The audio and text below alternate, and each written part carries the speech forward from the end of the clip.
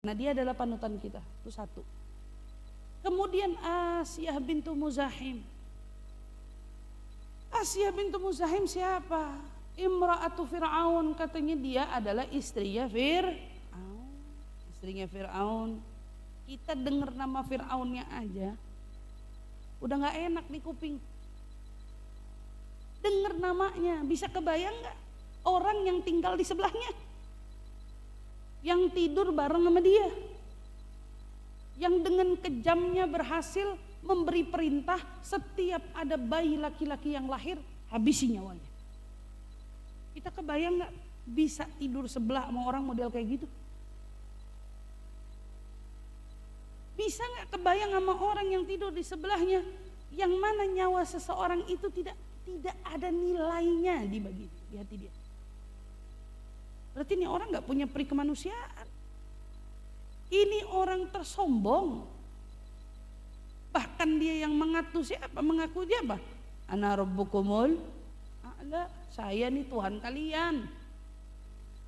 Ngaku Tuhan. Bisa kebayang gak?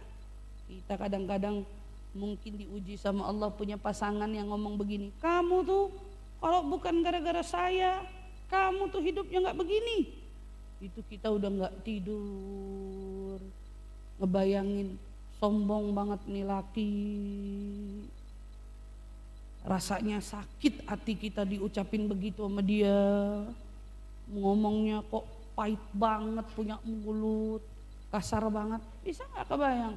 Ketika itu Sayyidah Asiyah kebetulan punya suami yang modelnya ngomongnya bukan sama bini aja, ngomongnya sama semua. Ada di antara kalian yang berani kufur ingkar kalau aku adalah Tuhan kalian, siap-siap aja aku habisi nyawanya hari ini juga. Bisa kebayang gak kalau bahasa enek, kalau kita ngomong, kalau ada yang enek, paling enek perempuan tuh Sayyidah Asiyah. Tiap kali ngelihat suaminya eneknya bukan main. Keselnya bukan main, sombong, belagu. Emang dia yang paling cakep? Enggak juga, gitu loh. Tapi apa? Itu enggak jadi satupun ada bukti yang menyatakan ada pembangkangan dari seorang Asiyah kepada Firaun. Dia enggak pernah bangkang tuh suami, dia enggak pernah bantah. Suaminya mau kasih kebijakan zalim, kebijakan apa, Sayyidah Asiyah ketika itu ngikut, manut, nurut, sabar. Tapi ketika hatinya telah dimasuki iman, ini nih bu perempuan, ketika hatinya dimasuki iman, dia udah gak mau lagi tawar menawar kalau urusan kepercayaan. Dia nurut mau disuruh ngapain aja, dia nurut mau diperintah apa aja. Tapi kalau udah nyangkut urusan Allah, oh enggak, urusan Allah gak boleh dikuti-kuti. Ketika Fir'aun tahu ternyata istrinya itu beriman kepada ajarannya Nabi Musa alaihi salatu wassalam, itu murkanya bukan main Fir'aun, sampai Fir'aun itu ngurung istrinya Sayyidah Asiyah binti Muzahim dan disiksa dengan penyiksaan yang luar biasa. Istrinya sendiri. Apa ada ucapan dari seorang Asiyah, ya Allah matiin aja di suami saya? Dia gak pernah doain suaminya biar mati, ya Allah. Atau dia mengeluh kepada Allah untuk nasibnya, yang kenapa aku dinasibkan bisa berpasangan sama seorang Fir'aun? Tidak juga. Tapi di situ ada pelajaran besar, di mana ketika seorang Sayyidah Asiyah dengan kesabarannya menghadapi watak suami yang bukan main-main, ini ngajarin kita perempuan hari ini ketika kita mau belajar gimana caranya ya ngadepin suami dengan wataknya. Tenang, kamu punya panutan.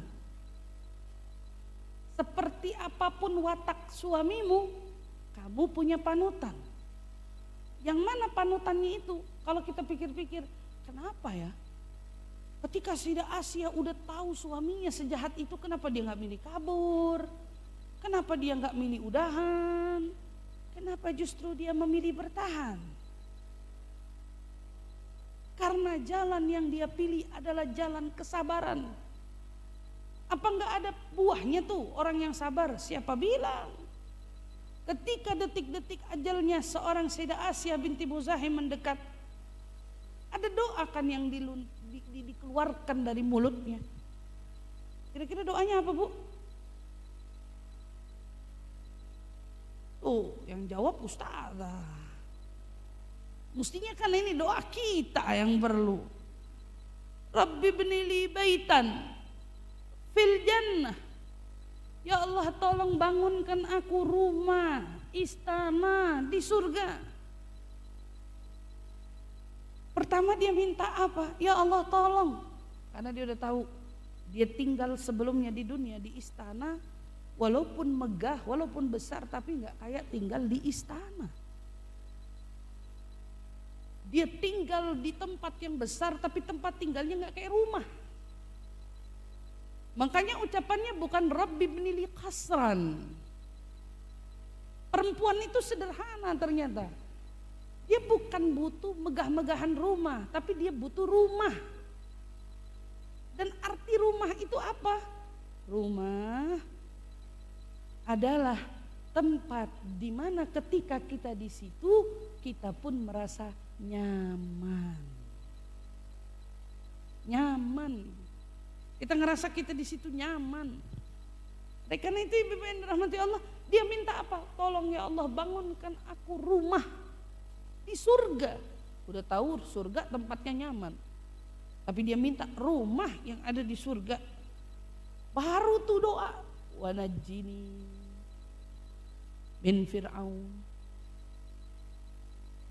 Ya Allah tolong selamatin aku dari Fir'aun, dari keburukan Fir'aun, dari orang-orang yang mengikuti Fir'aun. Saya mau lepas dari dia ya Allah, selamatkan aku dari dia dan dari keburukan-keburukan dia ya Allah. Kesabaran Asiyah yang menambatkan dirinya dan menguatkan dirinya hanya meminta pertolongan kepada Allah, membuat dia hari ini menjadi sosok seorang wanita yang nantinya akan menjadi istri Nabi Muhammad di surga. Ya, kalau ibu hari ini mau sabar-sabar sama suami, jangan kepikir sabar sama suami siapa tahu ntar kita jadi istri Nabi di surga. Enggak, itu enggak bakalan ya. Tapi setidaknya kamu bisa dapetin kenikmatan lainnya dengan buah hasil sabarmu di sini. Kau akan mendapatkan kenikmatan dengan lainnya ganjaran Allah yang ada di surga. Tapi berarti apa? Kita punya lagi panutan. Urusan ngadepin suami yang begitu, kita punya panutan. Khadijah bintu Khuwailid, sosok seorang istri yang begitu penyayang.